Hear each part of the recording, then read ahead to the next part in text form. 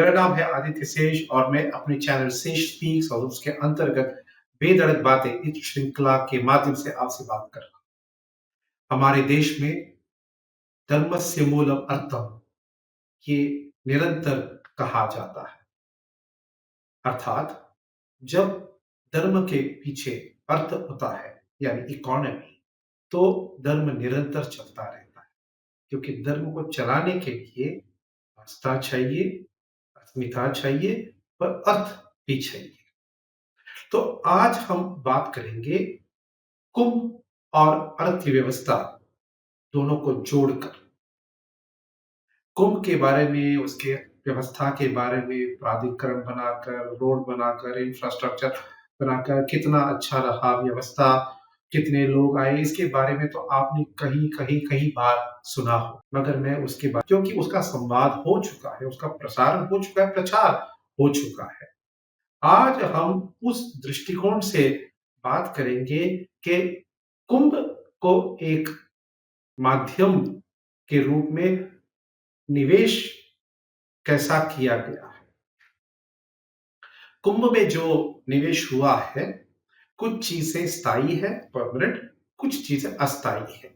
अब मैं स्थायी चीजों के बारे में बात करूंगा, जो है रोड, नए फ्लाईओवर, नई एयरपोर्ट बनी, नया स्टेशन बना, वगैरह वगैरह। और ये सब स्थायी रूप से प्रयाग वासियों को और भविष्य में जो यात्री आते हैं या विजिटर्स आते हैं, उनकी सहूलियत के लिए बनाया गया है। प्रयागराज एयरपोर्ट को देखकर आप चमक जाओगे, क्योंकि इतना नवीन, इतना मॉडर्न और इतना अच्छा एयरपोर्ट है। मैं कुंभ होके आकर आपसे ये संवाद कर रहा हूं। अक्सर हमें ये सुनने को मिलता है कि कुंभ में जो भी तकलीफ हुआ, जो हादसा हुआ, इसका कारण ये है कि सरकार ने इसको ओवर हाइप कर दिया था। मतलब अधिक इस पर उन्होंने अभियान चलाया और उन्होंने अधिक विज्ञापन की। मैं नहीं मानता। मैं मानता हूं इसका कारण जो है वो हिंदुत्व का पुनर्जागरण है। और मैं अब भी कहूंगा, और जब हमारा संवाद खत्म होगा तब भी यही कहूंगा। और मैं बताता हूं क्यों। कुंभ में यूपी सरकार ने 7,000 करोड़ की लागत की थी बजट में। और अगर आप 2013, 2019 और 2025 अगर आप देखोगे, तो ये अमाउंट डबल हुआ है। और नॉर्मल है, क्योंकि इन्फ्लेशन है, अधिक चीजें काम किए होंगे, वगैरह वगैरह। अब ये जो 7,000, 6,000, 7,000 करोड़ इन्होंने निवेश किया है, इसका पब्लिसिटी और एडवर्टाइजिंग राइट यानी विज्ञापन का जो अधिकार उन्होंने प्राइवेट सेक्टर को दी है, निजी क्षेत्र को दी है।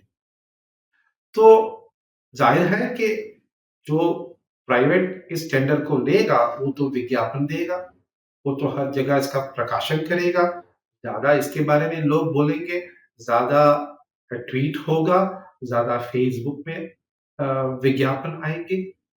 तो ये सही भी है, क्योंकि निवेश किया है तो उसका रिटर्न भी चाहिए। अब निजी कंपनियों ने क्या की है, 3,800 करोड़ उन्होंने निवेश किया है, क्योंकि उन्होंने ये समझ लिया था कि कुंभ में बहुत सारे यात्री और श्रद्धालु आएंगे जो कुछ ना कुछ खरीदेंगे। तो उस आशा में उन्होंने 3,800 करोड़ उन्होंने निवेश कर दी। अब जब वो निवेश करेंगे, वो भी इसके बारे में विज्ञापन करेंगे।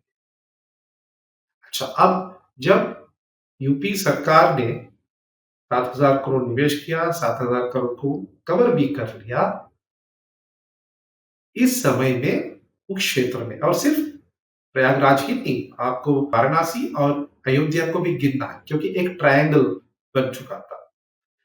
इस समय अनुमानित है कि 45 करोड़ लोग आए, प्रतिदिन 3-4 करोड़ तो लोग थे।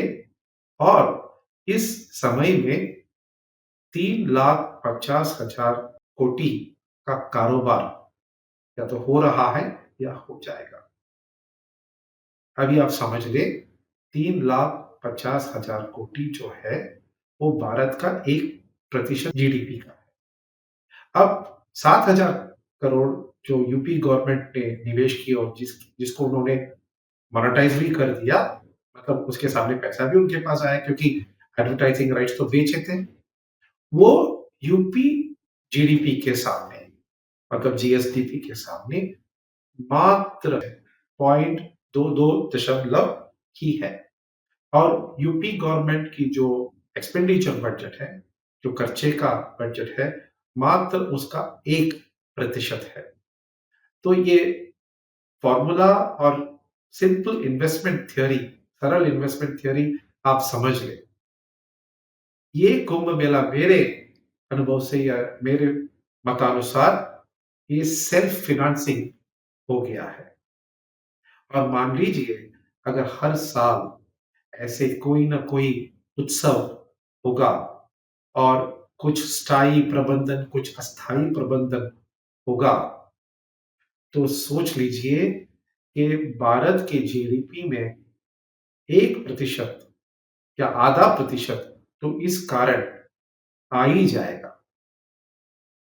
भूतपूर्व काल में हमारे मंदिर ही सभी एक्टिविटियों का केंद्र होता था, चाहे वो सामाजिक हो, चाहे वो एजुकेशन के रूप हो, चाहे अर्थव्यवस्था का हो।